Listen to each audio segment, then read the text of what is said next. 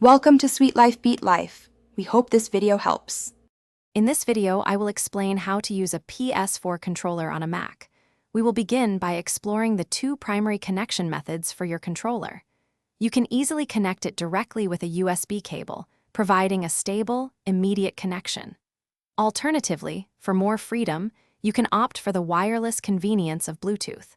Both options offer a fantastic gaming experience, and we will cover each one. To connect wirelessly, first ensure your Mac's Bluetooth is enabled. Hold down the PS button and the share button on your controller at the same time until the light bar flashes rapidly. This indicates pairing mode. On your Mac, open System Settings, click on Bluetooth, and locate DualShock 4 Wireless Controller in the device list. Select it to connect.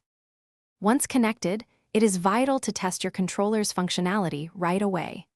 Launch a game or navigate through some menus to confirm inputs are registered correctly. If you encounter any issues, a simple first step is to unpair and repair the device. Also, ensure your Mac's operating system is up to date, as this often resolves compatibility problems. Many games on Mac offer native support for the PlayStation 4 controller, meaning it should work perfectly right out of the box.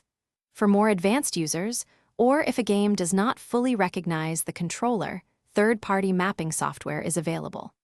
These programs allow you to customize button layouts and fine-tune your settings, enhancing your gaming precision. Thanks for watching. Consider subscribing if we helped you.